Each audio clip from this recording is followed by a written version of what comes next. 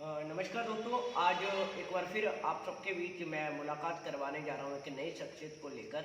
और आज मेरे बीच है रजत बिहान जी। तो मैं इनसे जानता हूँ कि इनका जो सफ़र रहा वो किस तरह से रहा ये। विशाल जी, पहले तो मैं आपका बहुत बहुत धन्यवाद करता हूँ विशाल इवेंट गुरु का, जिन्होंने मुझ जैसे एक छोटे से व्यक्ति को बोलने का मौका दिया। विहान जी, आपने जो खेल में आपने हिमाचल प्रदेश का जो नाम रोशन करा है, मैं चाहूँगा आप उस खेल का परिचय स्वयं अपने मुख से दें। विशाल जी, मैंने जो जो मैं खेल शुरू किया था वो आज से 2 साल पहले इस खेल की शुरुआत की थी। पावर लिफ्टिंग 2018 में मैंने मार्च 2018 में इसकी शुरुआत की थी। शुरुआत से लेकर अब तक का जो मेरा सफ़र रहा वो काफ़ी अच्छा रहा। उसमें कई संघर्ष भी करना पड़ा, मेरे को काफ़ी मेहनत भी करनी पड़ी। पर जो अभी तक जो फाइनल रिजल्ट रहा उसका, वो मेरे लिए एक किसी अचीवमेंट से कम नहीं था। आपने बताया कि जो आपका फाइनल जो संघर्ष रहा, तो निश्चित तौर पर संघर्ष जो है वो जीवन में हर इंसान को करना पड़ता है। और संघर्ष के बाद ही एक बेहतर इंसान जीवन में कोई बन पाता है। तो आपकी जो अब तक की जो उपलब्धियां रहीं, आप उसके बारे में थोड़ा सा बताएंगे। जी विशाल जी, मैंने 2018 में इसकी शुरुआत की थी।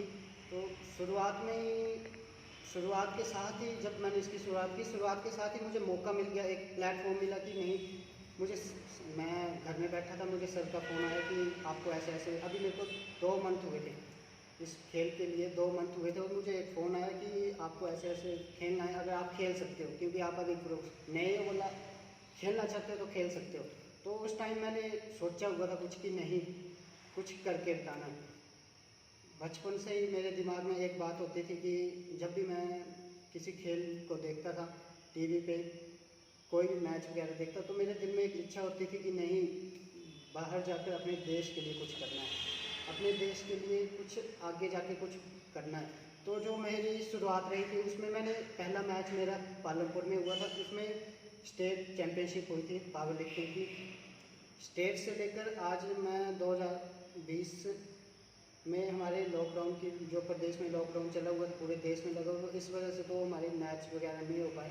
पर जो 19 तक का मेरा सफ़र रहा वो काफ़ी अच्छा रहा।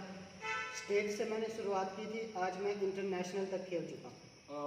आपका जो सफ़र रहा, आपने बड़े हर्ष होता है हमें बताते हुए कि हिमाचल प्रदेश का कोई एक नौजवान जो अपने खेलों के माध्यम से प्रदेश का नाम, न सिर्फ हिमाचल प्रदेश का अपितु देश का नाम भी इंटरनेशनल स्तर पर जो है वो आ, उसको कर रहा है, नाम रोशन कर रहा है। तो आपका जो नेशनल, आपने बताया कि आपने कितने नेशनल अब तक आपने खेले हैं, और अंतर्राष्ट्रीय स्तर पर आप कहाँ तक अभी तक परफॉर्मेंस कर चुके हैं या खेल चुके हैं। विशाल जी, मेरा जो पहला नेशनल हुआ था वो हमारे पालमपुर में ही हुआ था, हिमाचल प्रदेश में हुआ था। उसमें मेरा इतना अच्छा परफॉर्मेंस तो नहीं रहा था, पर उसके बाद हमारा नोएडा में हुआ था, 2 नेशनल हुए हमारे। उसमें भी मुझे जो मैंने मेहनत की थी उसका मुझे खास परिणाम नहीं मिला।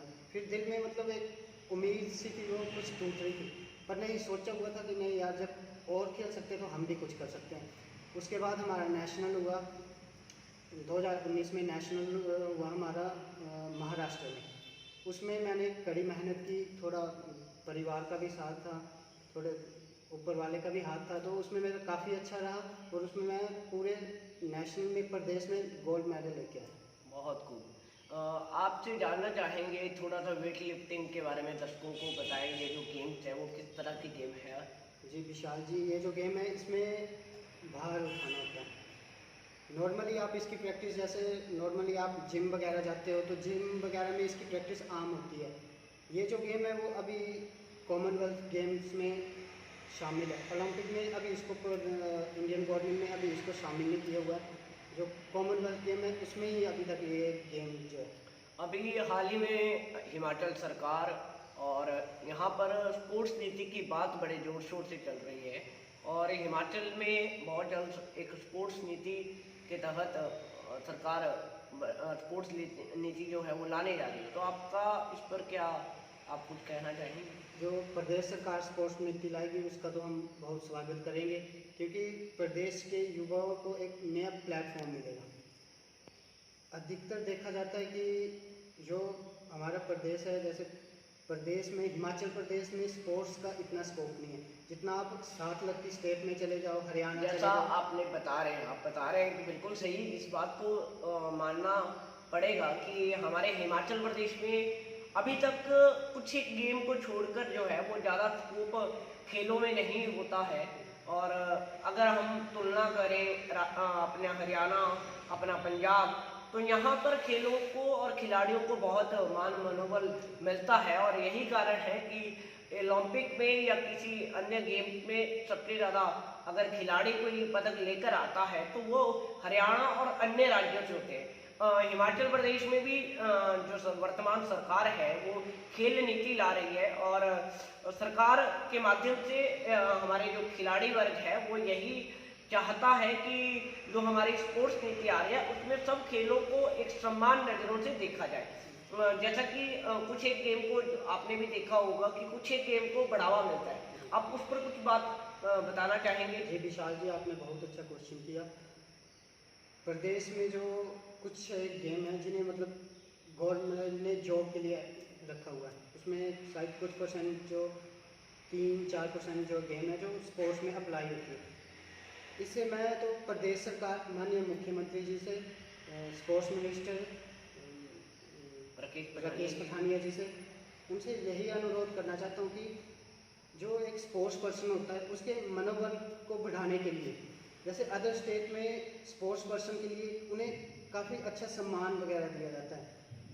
हम नौकरी की बात तो नहीं कर रहे, पर आप एक स्पोर्ट्स पर्सन को जितनी उसकी मेहनत है उसके लिए जितना वो डिजर्व करता है उतना सम्मान तो आपने बहुत सही बात कही है। और मैं इस बात से इत्तेफाक रखता हूँ कि खिलाड़ी, चाहे वो कबड्डी का हो, चाहे वो वॉलीबॉल का हो, चाहे वो बैडमिंटन का हो, वो किसी भी खेल से जुड़ा हुआ खिलाड़ी हो, जहाँ तक मुझे लगता है कि सभी को एक समान नज़रों से देखना चाहिए।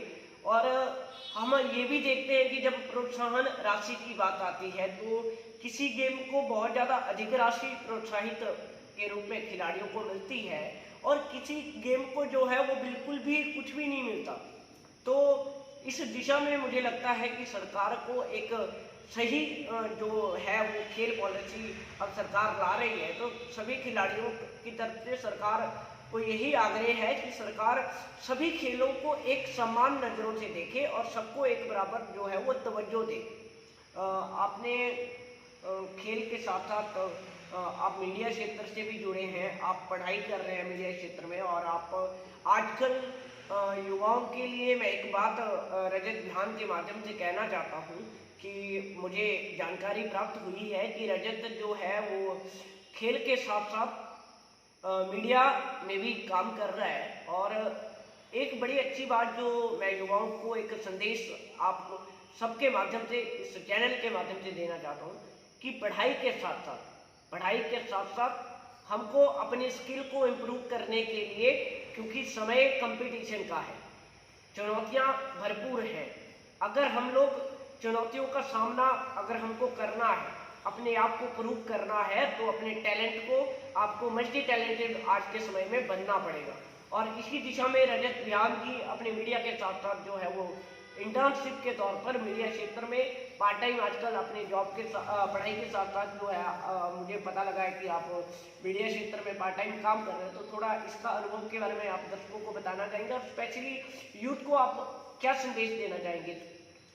विशाल जी देखो, ये जो समय चला हुआ है काफ़ी ज़्यादा कंपटीशन का है, हर किसी को एक दूसरे से आगे निकलने की होड़ लगी हुई है। प्रदेश की बात की जाए, पूरे भारत देश की बात की जाए, लोग एक दूसरे से मतलब आगे निकलने के लिए बेताब बैठे हुए हैं। तो मैं तो युवा पीढ़ी को यही संदेश देना चाहता हूँ कि जितना आप लोगों से संभव हो अपनी स्टडी भी कर सकते हैं। स्टडी अच्छी बात है, स्टडी जहाँ तक हो सके स्टडी तो करनी चाहिए, पर स्टडी के साथ साथ अगर आप उसको साइड में रख के बैक में कर कुछ और भी फील्ड में काम करें या स्पोर्ट्स में। बिल्कुल, रजत बिहान जी की बात को मैं थोड़ा सा और कंटिन्यू करना चाहता हूँ। और ये बात मैं इसलिए कह रहा हूँ क्योंकि अधिकतर देखा गया है हम पढ़ाई तो बहुत अच्छे स्तर पर कर रहे हैं, हम पढ़ाई में बहुत अच्छी अच्छी डिग्रियाँ ले रहे हैं, पर कागजी डिग्री के साथ साथ मुझे लगता है कि आपको व्यक्तिगत तौर पर उस फील्ड का अनुभव भी होना चाहिए। जो भी कंपनी या कोई हायर करता है तो वो एक कुशल व्यक्तित्व को जो है वो हायर करता है। तो अगर हम पढ़ाई के साथ साथ आप जिस भी फील्ड में पढ़ाई कर रहे हैं उसके साथ साथ अगर अपनी स्किल को इम्प्रूव करने के लिए अगर आप काम करेंगे तो आपके जीवन में कामयाब होने की राहें जो है वो मुझे लगता है कि आसान बन जाएगी। तो रजत ध्यान जी का एक उदाहरण मैंने आपके समक्ष रखा आज कि रजत ध्यान जी अपनी पढ़ाई के साथ साथ जो है वो मीडिया क्षेत्र में पार्ट टाइम जो है वो अपनी स्किल को और इम्प्रूव कर रहे हैं ताकि उनका जो भविष्य है वो उज्जवल बन पाए। रजत जी, स्पोर्ट्स क्षेत्र में मैं आपके साथ कुछ और बातचीत करना चाहता हूँ।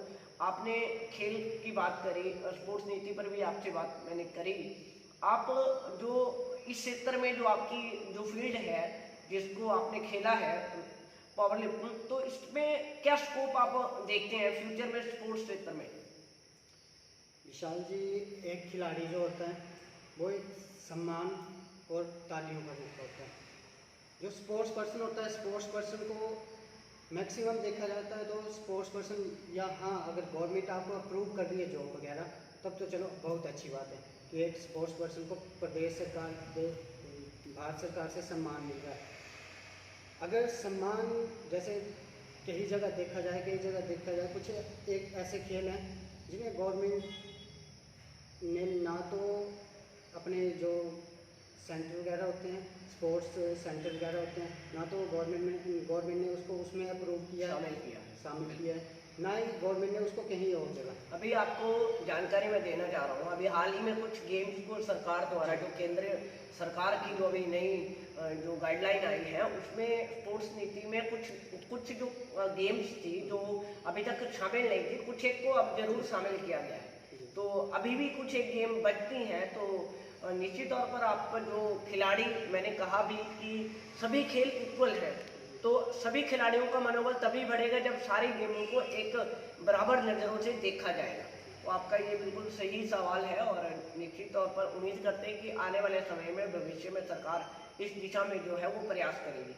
तो ये थे हमारे साथ रजत ध्यान जी, जो खिलाड़ी भी हैं और पेशे से पत्रकार भी हैं। तो आज मुझे उम्मीद है कि आप सब इस वीडियो को पसंद करेंगे और अगर आपको ये वीडियो पसंद आई होगी तो आप इस युवा प्रतिभाशाली नौजवान को अपना साथ दीजिए, समर्थन दीजिए और इस वीडियो को ज़्यादा से ज़्यादा लाइक शेयर कीजिए। धन्यवाद। जय हिंद, जय हिमाचल।